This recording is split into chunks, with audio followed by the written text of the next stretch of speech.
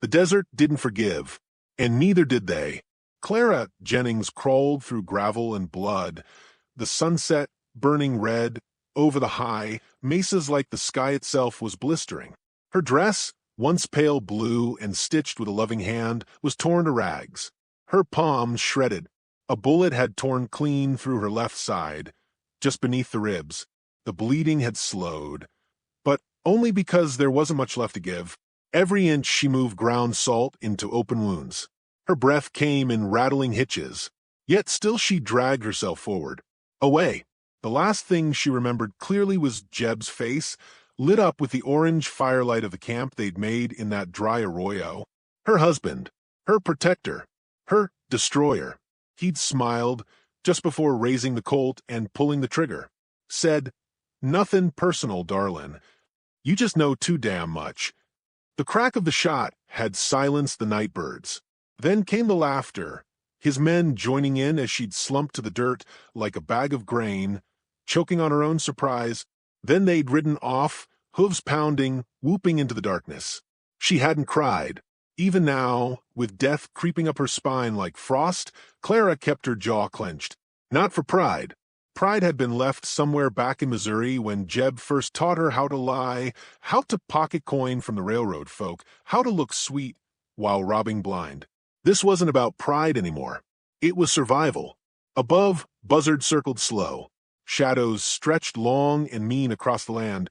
She'd lost the strength to scream hours ago, but every time her eyes began to close, something raw and defiant inside clawed them open again. She wasn't dying here. Not like this. Not with his name in her mouth. There, just ahead, the shimmer of a black ridge, rocks jagged like teeth, and maybe beyond them, water, shelter, anything. Her hands scraped stone, blood smeared on quartz. She pulled herself up the trail, inch by inch, stars blurring overhead. The pain turned her hollow, turned the world to white noise and fire. Then hoofbeats, distant at first, steady, approaching. She froze. Was it them? Jeb? Had he come back to make sure the job was finished? No, she thought. She'd rather die fighting than be dragged back into that saddle like a corpse on display. She groped for the small derringer hidden in her boot, fingers slick with blood, barely able to grip. If she was going to die tonight, she'd do it with some goddamn teeth. The rider appeared over the ridge like an apparition. Dark hat, dust-covered duster flapping in the wind, a single long rifle across his back, and where one eye should have been a glint of brass. She tried to aim the pistol, but her arms gave out. He dismounted slow, careful. Didn't speak, just looked at her for a long moment. "Don't move," he said at last. His voice was low, rough like worn leather. Not a demand, a warning. Her breath caught. She wanted to spit at him, to curse, but the world tipped sideways. The stars spun, and then blackness. When she woke, it was to warmth. A fire snapped somewhere nearby. The scent of coffee, damp wood, and horses filled her nose. She tried to sit up, but something heavy held her still, blankets. She blinked. It wasn't a dream. She was alive, still in pain but alive. A roof overhead, wood beams, a flicker of candlelight. Then the voice again. Closer now. You open your eyes, you best be ready for the pain. She turned her head. There he was, sitting across the cabin on a stool. One eye shadowed by a leather patch, the other piercing, deep set, watching her without a lick of expression. "You shot me?" she rasped. He shook his head once. "Found you half dead near Devil's Spine, bleeding out. Figured I'd keep you alive till you decided otherwise." Clara tried to swallow. Her mouth was dry as chalk. "You got a name?" she croaked. The man stood, moved toward her with slow, even steps. He crouched beside the bed, held out a tin cup. She sipped, water cool and clean. "Name's Reese Cutter," he said simply. She looked him over. Broad shoulders, rough hands, his coat patched in places. The kind of man who'd seen a lot of winters and buried most of the people who walked through them with him. "Why'd you help me?" she asked. He didn't answer right away, just tossed a few more sticks on the fire and said, "You were breathing." Figured that counted for something. Clara lay back, eyes drifting toward the rafters. She didn't trust him. Not yet. Maybe not ever. But she wasn't in the dirt. And that had to count for something too. For the next few days, she drifted in and out. Fever came and went. Reese kept his distance. Brought her food she barely touched. Mended the bandages with the practiced hands of someone who'd done it before, probably too many times. Not just to others, but maybe himself. He didn't talk much. And she didn't offer. Until the night the coyotes came. It was late. Wind rattled the shutters. She heard them. High yips and low growls circling the cabin, drawn by the smell of blood. Her blood. Reese stepped outside without a word, rifle in hand. 2 shots cracked the night. Then silence. He returned with a single scratch down his forearm and the tail of a coyote swinging in his hand. Clara couldn't help it. She laughed. A dry, broken sound. But it felt good. Felt like she was still human. He looked at her, eyebrow raised. What's funny? You, she said. You kill coyotes like they owe you money. Reese smirked, barely. But it was something. The next morning, Clara sat up on her own. 8 beans straight from the pot. Reese sat nearby, whittling a piece of wood into something shapeless. I reckon you'll need a ride soon, he said. I got nowhere to ride to, she replied. He paused, looked her square in the eye. Then, tell me what you're running from. She didn't want to, but maybe it was the firelight, or the quiet, or the way he didn't push, just waited. His name's Jeb Jennings, she began. Used to be charming. Told stories with a silver tongue and eyes full of gold dust. I married him young. Too young. She stared at her hands. Scars. Blisters. We ran Khan's robberies. He always said one more job and we'd quit. But it never stopped. Then we planned this big one, military payroll. Big risk. Big reward. But I heard him talking to his boys one night. Said I was too much of a risk. Too soft. Said I'd crack if we got caught. She took a breath. So he shot me. Left me in the canyon.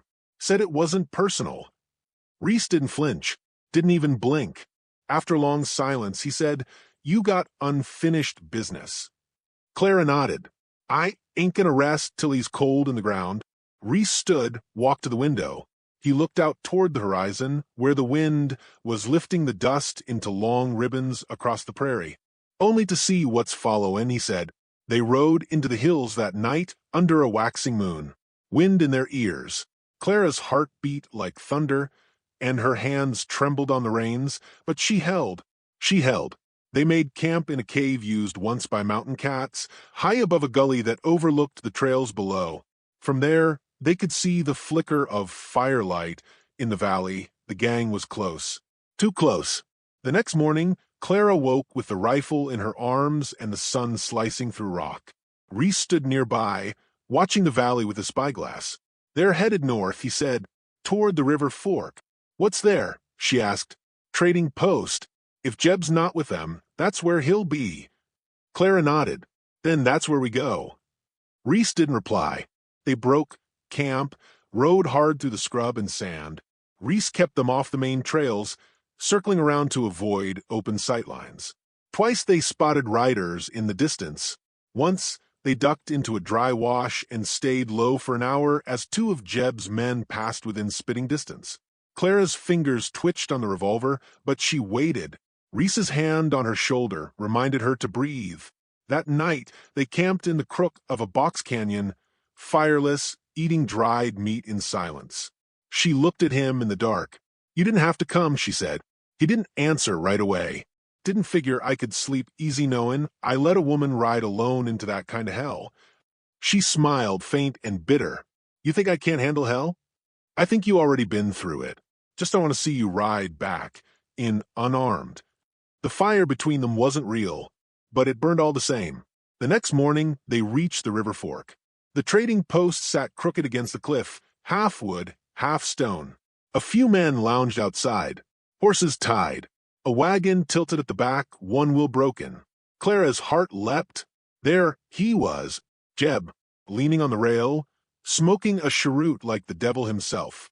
Same coat, same swagger.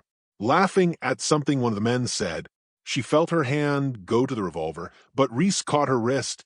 Not yet. He's right there, she hissed. Not clean. Too many eyes. We wait. She nodded, breathing hard. They camped above the post that night, hidden behind a ridge. Clara couldn't sleep. Every nerve inside her screamed. This was it. The man who tried to kill her. The man who'd used her like a saddle and then tossed her in the canyon. In the middle of the night, Reese approached her.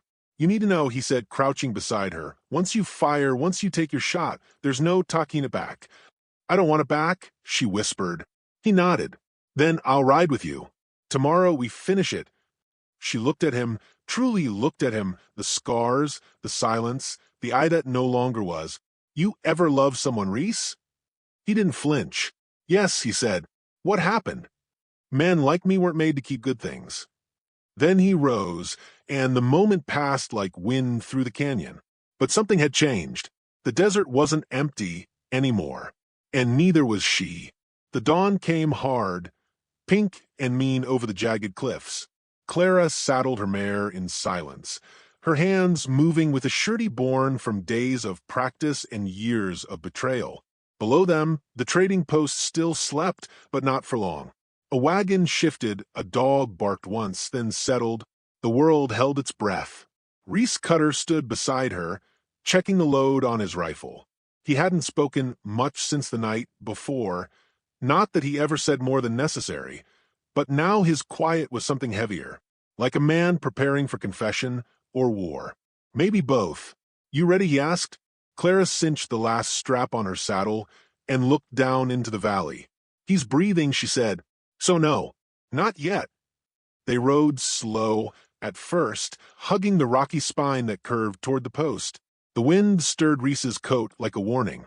Clara's revolver rested in a worn holster at her hip, the weight of it pressing into her side like a second heartbeat. Reese broke the silence with a whisper. "You want me to take the shot?" She didn't look at him. "No, even if it means you die trying." That man left me in a hole with a bullet in my side and a kiss still warm on my cheek. I'll be the one to end him. Reese gave a small nod, then went quiet again. There was respect in his stillness. Maybe sorrow, too. They tied their horses behind an outcrop and approached on foot. The post was waking now, someone chopping wood out back, a woman sweeping dust from the stoop. Two of Jeb's men leaned against the porch rail, rifles slung lazy across their backs. Clara's breath slowed. Her fingers twitched near the grip of her revolver. Reese leaned in. "We'll draw him away. I'll take the far side. When you see your shot, take it, clean and fast." She nodded once. Then he slipped into the shadow of the water trough and vanished, a ghost in his own skin. Clara moved straight for the front. She didn't run, didn't flinch, just walked up the middle of that dusty street, like judgment come calling. Wexler spotted her first. He straightened, brow furrowed. "Well, hell," he said, laughing in disbelief. "Ain't you supposed to be dead?" The other man, Tommy Hinks, choked on his coffee. "Boys," Clara called, voice clear as a church bell. "Where's Jeb?" Wexler lifted his rifle, but too slow. A single shot cracked from the side. "Reese?" Tommy dropped before he could blink, chest blooming red. Wexler spun toward the gunfire, but Clara was already on him. She raised her revolver and fired twice. One missed. The second took him in the throat. He gurgled, staggered back, and fell into the dust, twitching. Screams burst from inside the post. Door slammed. A woman ran, clutching a child. A horse kicked at its tether. And Jeb Jennings stepped into the doorway. Same long coat, same silver belt buckle, same eyes that once told her she was the only thing that mattered. He looked older now, or maybe she just saw him clearly for the first time. He raised his hands slowly. "Well, I'll be damned," he said, smiling like he meant it. "You came back."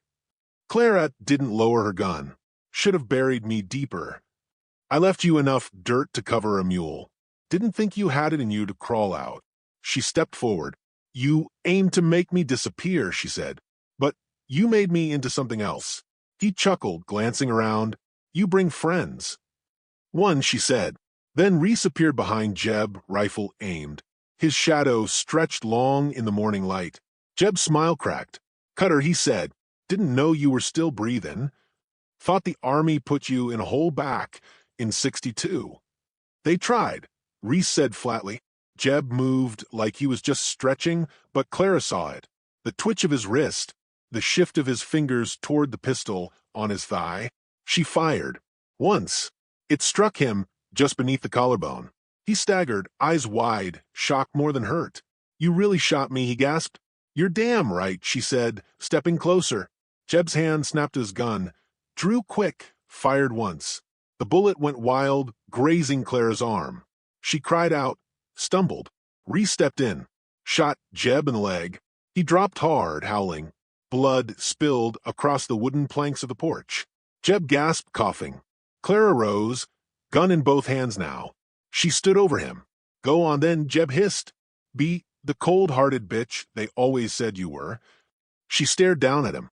Her hands shook, but not from fear, from fury, from all the nights she'd spent wondering why, from all the pain and silence and betrayal. "You don't get to speak to me again," she said. Then she pulled the trigger. Jeb's body jerked, then stilled. For a long moment there was only wind. Then Reese stepped beside her. "You all right?" "No," she said, "but I will be." People began to emerge from the buildings now. The trading post owner, a few travelers, wide-eyed, whispering. Someone called for water. Another asked, "What happened here?" Clara holstered her revolver. "Justice," she said. "That's what." They left without speaking to anyone, mounted their horses, rode out before the lawmen, could ask questions neither of them felt like answering. By nightfall, they were camped near the river, the fire crackling low. Reese tended to her wound with steady hands. It wasn't deep, just a graze, but it stung like hell. "You didn't have to step in," she muttered. He shrugged. "Didn't do it for you. Did it for him. Bastard deserved worse." Clara chuckled, then winced. Silence settled between them again, but not the cold kind. "Not anymore. Where will you go?" Reese asked after a while.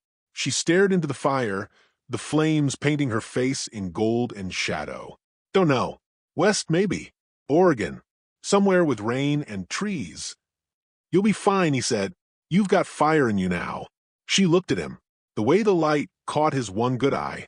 The way he never looked away when she stared. "You could come with me." Reese blinked. "I'm no settler," he said. "I'm not built for fences and rocking chairs." "No," she agreed. "But maybe you're built for the in-between." He didn't answer. But the next morning, when she saddled her mare and rode west, Reese was right behind her. Neither of them spoke of what came next. The desert had taken too much for promises, but they rode side by side, and that for now was enough. So, what do we take from this tale? Maybe it's this. The West wasn't just made of land and lead. It was made of people, shattered, broken, stitched together with rage and grit and hope. It was a place where the past rode beside you, and the future waited over the next ridge. Clara Jennings found her fire there, and the one-eyed man found something worth following. If this story struck a chord in you, don't forget to like, subscribe, and share. There are more fires to light out on the frontier.